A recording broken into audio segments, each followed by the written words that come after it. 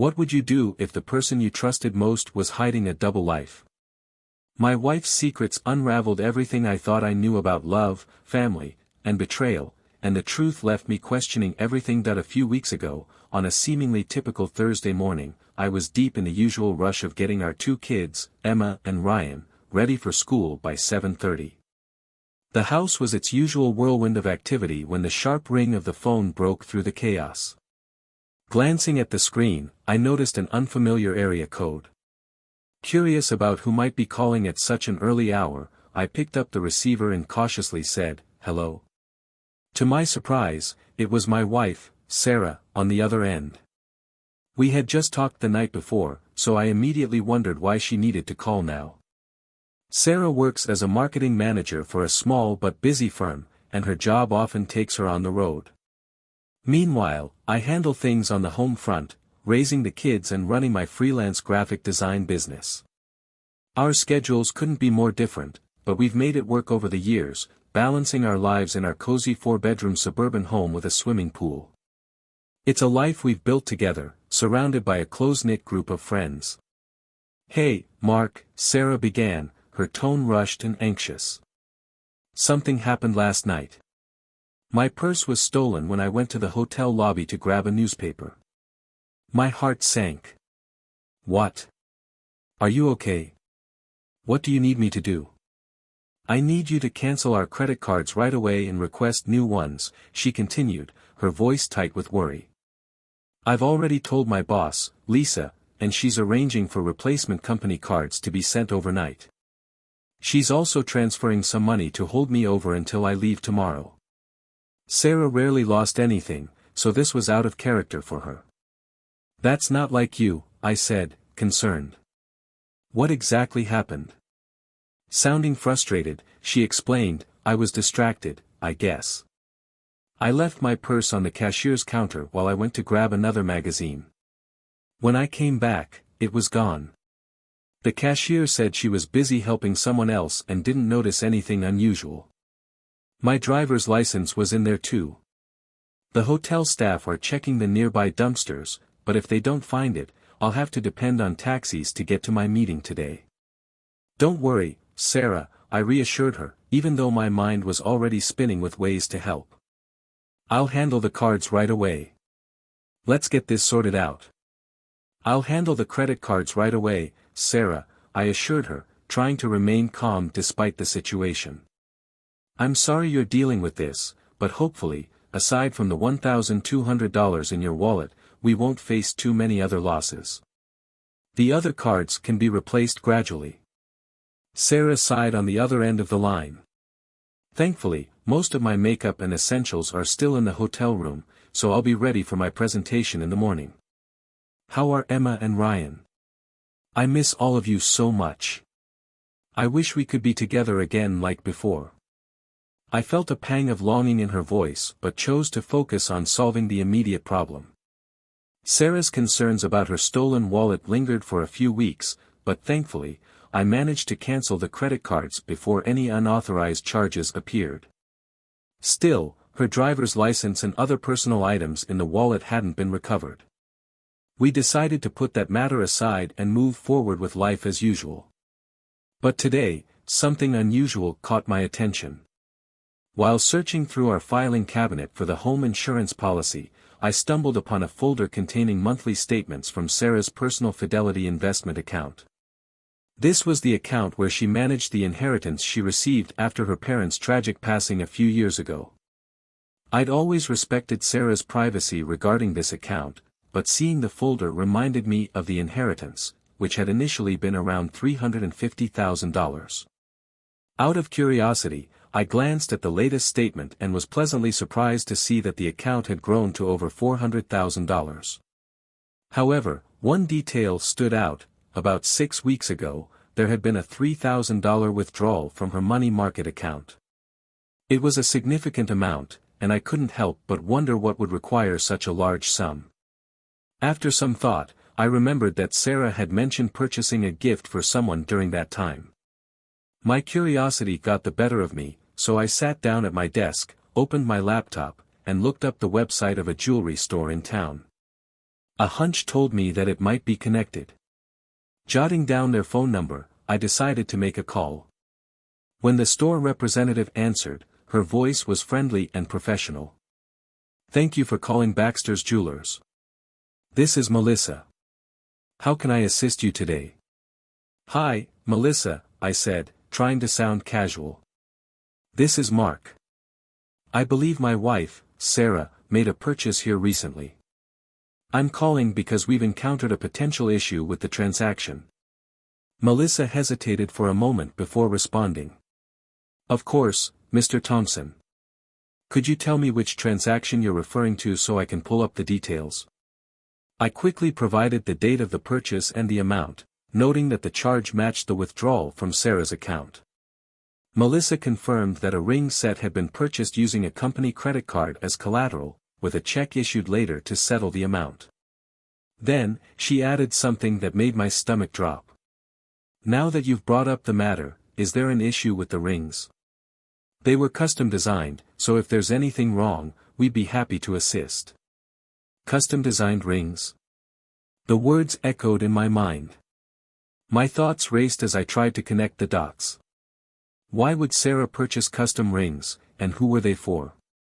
My heart began to pound as I realized this was no ordinary transaction.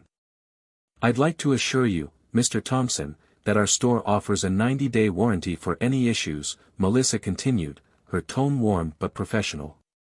"It's possible the diamond setting has become loose." "Is that what's happened?" Her words threw me for a loop. A warranty? A loose diamond setting? Sarah had mentioned replacing her wedding and engagement rings briefly, but I'd never given it much thought. Now I wondered, why hadn't she told me more? And if she had no intention of wearing them, why would she carry them in her purse? Was she trying to conceal her marital status from others? I racked my brain for reasons why she might feel the need to appear unmarried in any situation. To the best of my knowledge, there were no professional reasons for her to hide her marriage. The thought of Sarah wanting to pass herself off as single in any social setting made my stomach churn. Was this deliberate? Could she have been contemplating an affair during her time away? The mere idea of it made my chest tighten. Sarah and I had replaced her original rings a few years ago with ones that closely resembled the originals. The first set wasn't extravagant, I'd purchased them with my modest earnings early in our marriage. Recreating something similar hadn't been too costly. If her purse was genuinely stolen at the hotel, I thought, wouldn't she have reported the missing items? What exactly had she claimed as stolen? Unease clawed at me, and I decided to take action. I located the contact number for the hotel and made the call.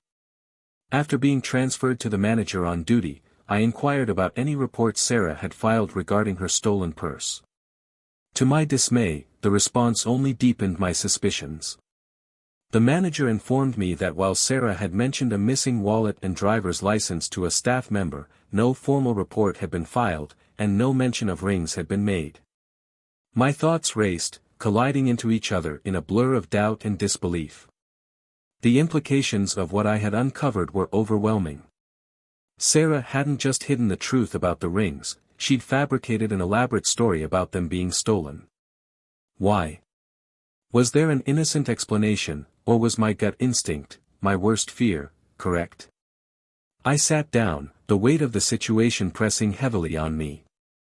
If Sarah had truly lost the rings, she could have simply reported them stolen and filed a claim with our insurance. I likely would have found out about it through the process. But instead, she had hidden it, wrapped it in lies. The unsettling thoughts in my head refused to quiet. If this was what I feared, if Sarah had been unfaithful, it might very well mark the end of our marriage. But before jumping to conclusions, I knew I needed answers. The rings, and the truth about their disappearance, loomed in my mind like a shadow I couldn't ignore. I couldn't stop myself from thinking about the impact this might have on Emma and Ryan. Sarah had always been a wonderful mother, but the thought of her having custody, especially with her frequent business trips, made my chest tighten. I couldn't bear the idea of her absence affecting the kids more than it already had. My mind raced, desperately trying to piece together any clues that might reveal the truth about her faithfulness. Her office seemed like the most logical place to look for answers. Sarah often carried her work papers, laptop, and presentation materials in a large leather briefcase that she usually kept at her office. If she had an early morning flight, she'd bring it home the night before to pack it into her suitcase for the airport. This detail felt important. It might give me a window to look through her things without raising suspicion. I quietly hoped her next trip would involve an early morning flight so I could seize the chance. The evening routine was chaotic, as always. Between cleaning up after dinner and managing the kids' activities, I felt completely disheveled. But Sarah didn't seem to notice anything unusual in my behavior. Once the commotion died down, I greeted her with a quick kiss on the cheek, and we sat at the dinner table as usual. I worked hard to appear relaxed as we fell into our typical small talk. "So, you're heading out on another trip soon?" I asked casually, trying to gauge her reaction. Sarah nodded, her expression softening. "Yes. It's a short one this time." I decided to appeal to her sense of family. "You know, the kids and I really miss you when you're not here," I said, keeping my tone light but sincere. "I miss you too," she replied, her voice warm. "So, where are you headed this time?" I continued, trying to gather more details. "Will you be leaving in the morning? It'd be nice to have some time together before you go." I held her gaze, careful to remain composed while being mindful of Emma and Ryan, who were still at the table. "I'm flying out early," Sarah said. "I'll be back by Friday." Then, to my surprise, she added with a playful smile, "Don't worry, I'll miss you guys too." She gave me a small wink, and I matched her light-hearted tone, chuckling to keep up appearances. The brief exchange left me conflicted. Her attitude seemed genuine, and her openness about bringing her briefcase home the night before her trip aligned with what I already knew about her travel routine. If she didn't plan to stop by her office before heading to the airport, it would give me the perfect opportunity to search her briefcase once she brought it home. Still, my anxiety churned beneath the surface. Was her warmth and sincerity real? Or was it a facade to keep me from asking more questions? I couldn't shake the feeling that something was lurking just beneath her calm demeanor. For now, I played along, knowing I'd need to act carefully to uncover the truth. As I worked on preparing dinner, Sarah casually asked, "Mark, could you grab my suitcase from the garage after we eat?" "Of course," I replied, keeping my tone even, careful not to let any suspicion show. We sat down for dinner, and Sarah tried to ease the mood by chatting casually. "Are you all set for your trip?" she asked, glancing at me reassuringly. "Oh, yes," she said, brushing off the question with ease. "It's just a routine trip. My briefcase is already packed and in the car. I just need to throw together an overnight bag."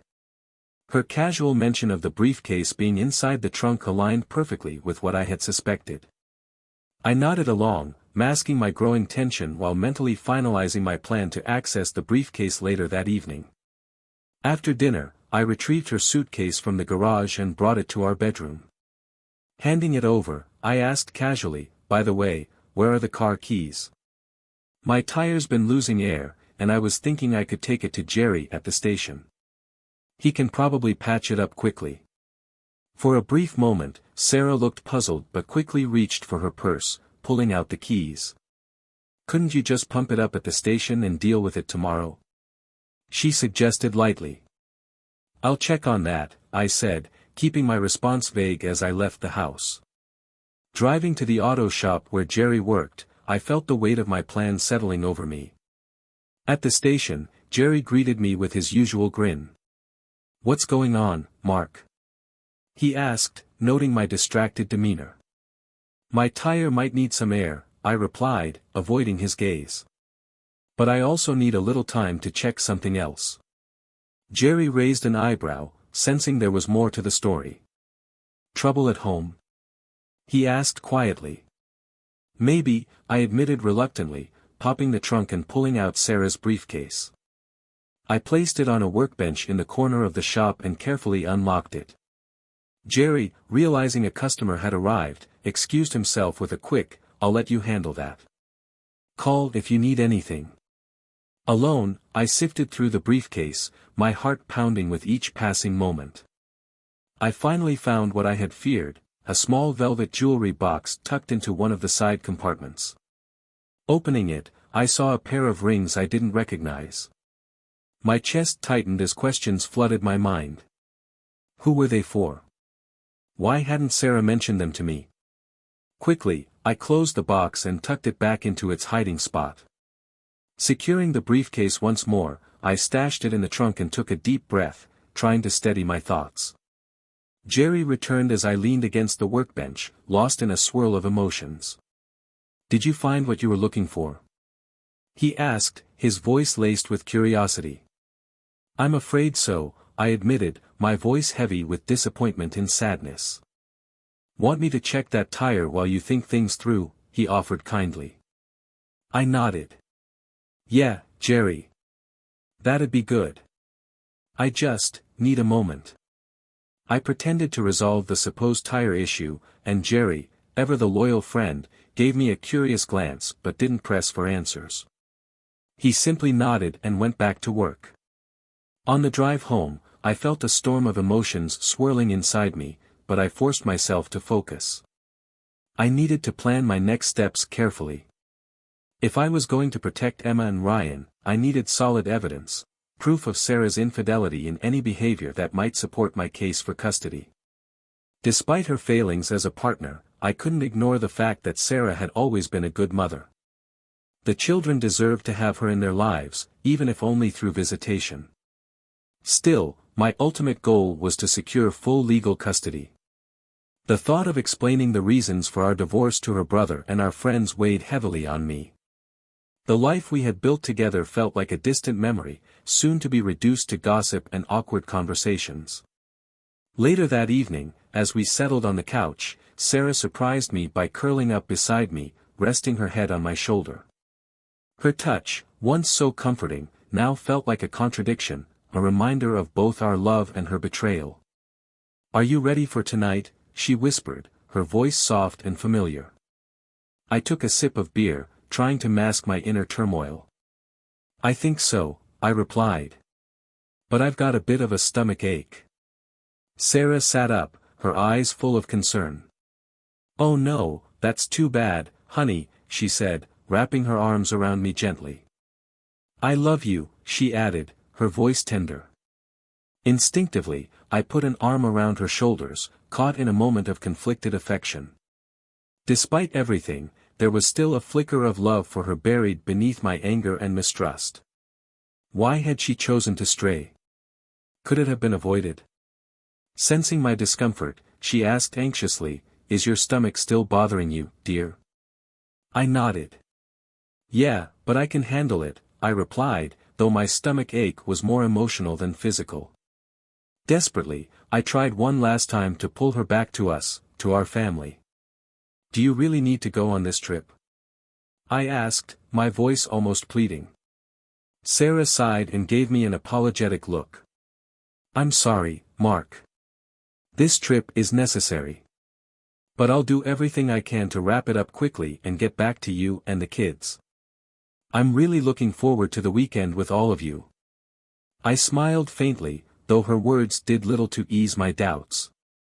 She always had a way of appearing genuine, and in moments like this, it was hard to reconcile the woman beside me with the secrets I had uncovered.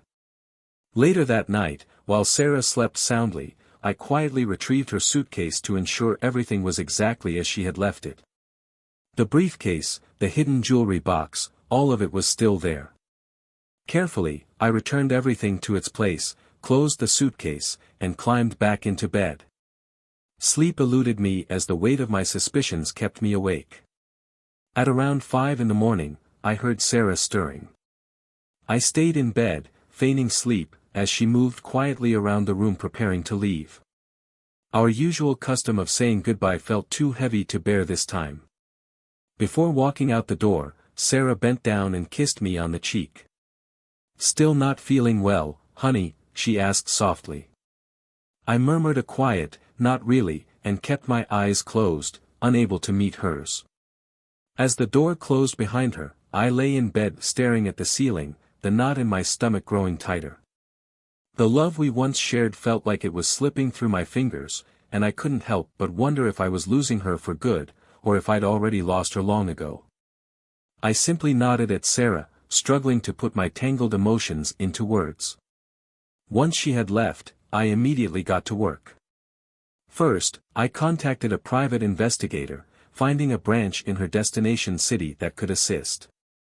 I arranged a meeting for the same morning, hoping they could provide the information I needed to confirm my suspicions.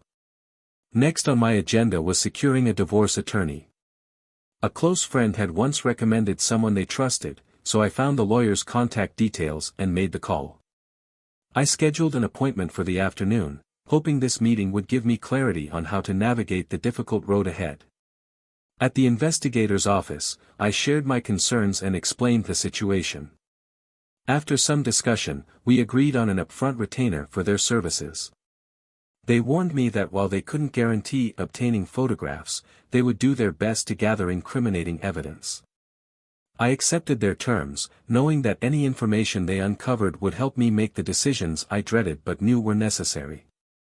Later that day, I met with the attorney, a no-nonsense professional who explained the process with clarity. In our state, he said, divorce follows a no-fault principle. There's no need to assign blame for the dissolution of the marriage. However, as the primary caregiver for your children, it's highly likely the court will grant you custody. Hearing this gave me a small sense of relief. My focus was on Emma and Ryan's well-being, and I was determined to ensure they stayed with me. I instructed the attorney to draft the necessary documents to serve Sarah on Monday, citing irreconcilable differences. Additionally, I requested that Sarah vacate our home immediately following the divorce. The lawyer confirmed that as the children's guardian, I had the authority to make this request. He also outlined the plan for our family home. Once the kids reached 18, we would sell the house, and the proceeds would be divided evenly. It wasn't an easy decision, but it felt like the best path forward. Leaving the lawyer's office, I felt an odd sense of relief. For the first time in weeks, I had a clear plan, a way to move forward, even if it was painful. When Sarah returned home that Friday afternoon, I casually offered to handle her laundry. "Oh, don't worry about it," she said lightly, flashing a polite smile. "I'll take care of it later." I couldn't help but grin to myself, recognizing the careful dance we were both playing. Deep down, I knew why Sarah preferred to manage her laundry personally. It was critical for her to keep any evidence of her extramarital activities hidden. That evening, as we lay in bed, Sarah turned to me, her voice full of concern. "Mark, I think you should see a doctor. You've been dealing with this stomach ache for too long." "I'll be fine," I replied, trying to sound reassuring, though my thoughts were far from my health. Later, as I stared at the ceiling, unable to sleep, I realized just how much Sarah's betrayal had shaken me. But this time, I wasn't lost in helplessness.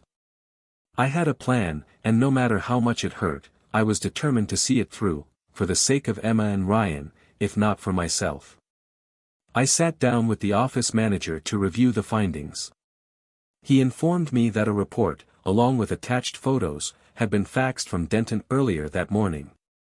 "I haven't had time to go through it all," he admitted, "but from a quick glance at the photos, it looks, well, pretty damning." The words made my stomach tighten. With trembling hands, I took the report and began reading. The subject was identified as Sarah Thompson. According to the document, she had arrived at room 414 at 5:23 p.m. The report emphasized that she was alone at the time of her arrival, and a photograph labeled Exhibit 1A confirmed this detail. The photo showed Sarah dressed in a sleek business suit, looking every bit the professional. Her wedding and engagement rings were clearly visible on her left hand, catching the light as she stepped into the room. The report noted that the photo had been taken discreetly using a mobile device, presumably by one of the agents stationed nearby. I kept reading, my pulse quickening. At 6:31 p.m., the report indicated that the agents, having rented a room directly across from Sarah's, had observed and documented further activity. Another photo, labeled Exhibit 1B, captured Sarah exiting her room. This time, she was no longer wearing her rings. The photo showed her standing just outside the door, her expression unreadable. What struck me most, however, was her attire.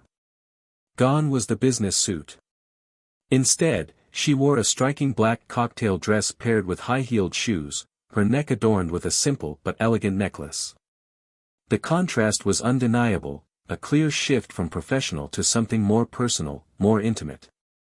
The report went on to note that, at 6:32 p.m., Sarah was seen exiting the elevator and walking through the hotel lobby. Exhibit 1C captured her mid-step, confident and composed. I stared at the images, my thoughts a jumbled mess. The transformation in her appearance wasn't something I could explain away as part of her professional duties. The removal of her rings, the change in attire, it all hinted at something deeper, something I wasn't ready to face. Setting the report down for a moment, I tried to steady my breathing. This wasn't just suspicion anymore. These photos, these observations, they were evidence, clear and undeniable.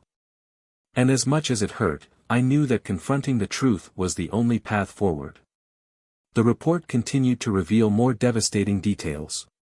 Exhibit 1E documented the moment Sarah entered room 414 with a man. The image captured her looking slightly intoxicated but undeniably pleased, her expression suggesting a successful and enjoyable evening. By 11:13 p.m., the man was seen leaving Sarah's room and exiting the building. The report included additional damning information: the license plate of the man's car, registered to Alexander B. Tate, a resident of 1424 Elia Drive in Denton. A quick note in the report confirmed that Alexander was married and the father of 2 young children. The weight of this detail hit me hard. His betrayal mirrored Sarah's in a way that felt doubly cruel. I pored over the remaining pages of the report, the evidence painting a picture I couldn't ignore. Each line felt like a blow, but it steeled my resolve. After settling the bill with the private investigator and thanking them for their work, I ensured I left with 2 additional copies of the report, along with a CD containing all the evidence. Protecting these documents was now crucial. Once home, I immediately called my divorce attorney. My voice was steady despite the storm of emotions swirling inside me. "Are the papers ready?" I asked. "Yes," the attorney replied. "Everything is prepared for filing." "Good," I said firmly. "File them immediately.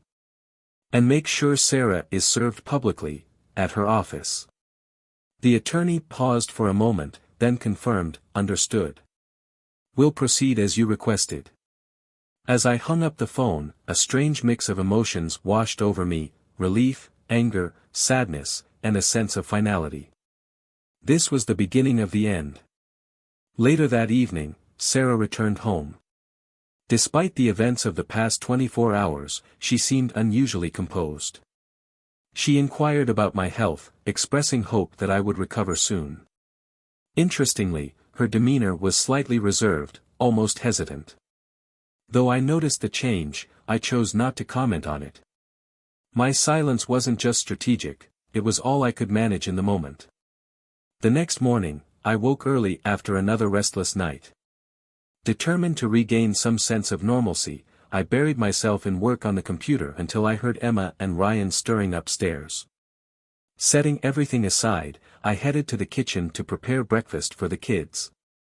As we sat down for the meal, their innocent chatter filled the room, a bittersweet reminder of what I was fighting to protect.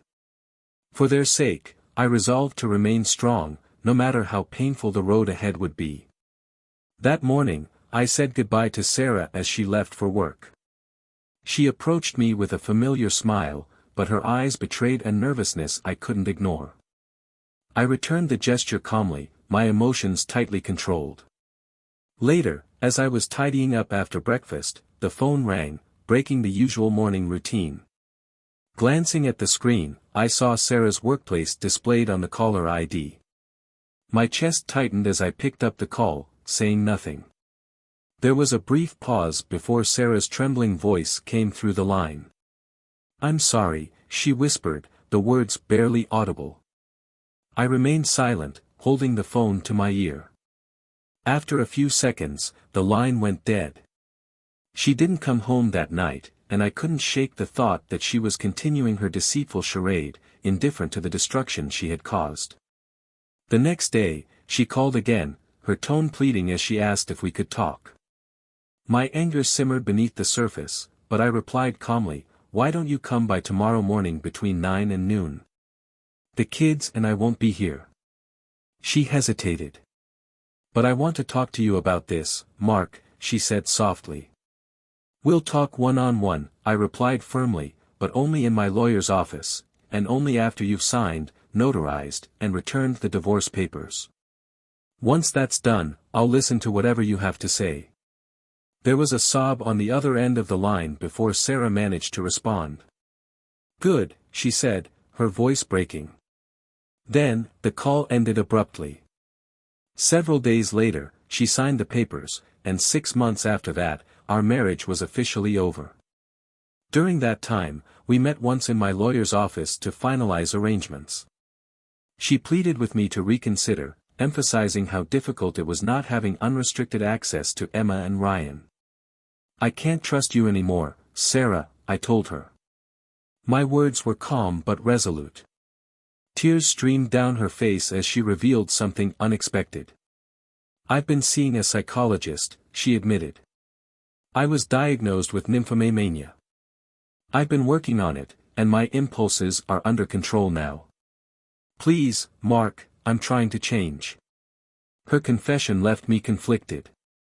While I appreciated her honesty, the damage was done. "I wish you well, Sarah," I said, "but I can't go back. This is what's best for the kids, and for me." Months later, I heard unsettling news from a mutual friend who worked at a local nightclub. "Mark," he said, "I've seen Sarah here on weekends. She's been coming in with different men, behaving provocatively." The revelation hurt deeply, and I worried about the kind of example she was setting for our children. It seemed that Sarah hadn't fully recovered, and her struggles with self-control were ongoing.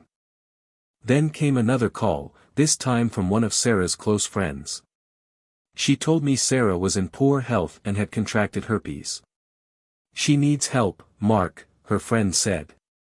"She's not taking care of herself." I felt a mixture of sadness and frustration. Though Sarah's choices were no longer my responsibility, it pained me to think of the toll her lifestyle might take on her and, by extension, on Emma and Ryan. For now, I focused on rebuilding my life and being the best parent I could be for our children. The idea of starting a new relationship was a distant thought, something I'd only consider when I felt ready.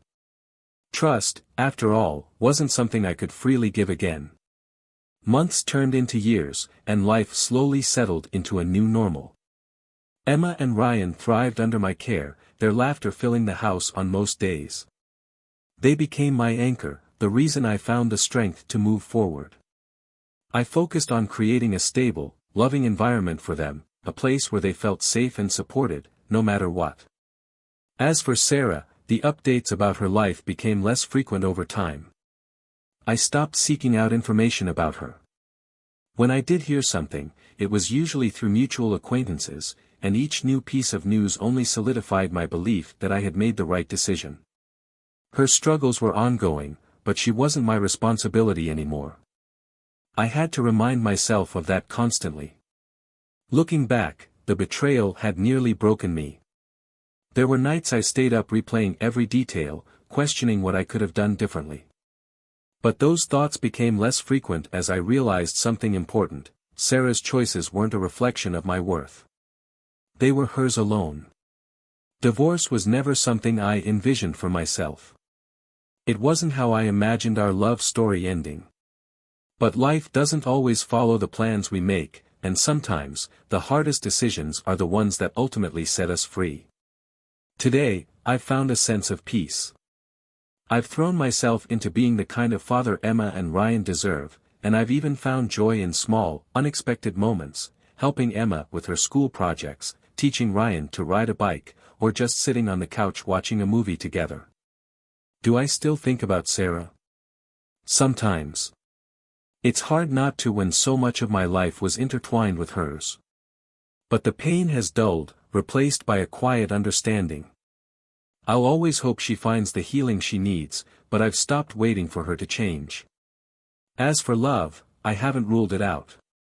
Maybe one day, I'll meet someone who makes me believe and trust again.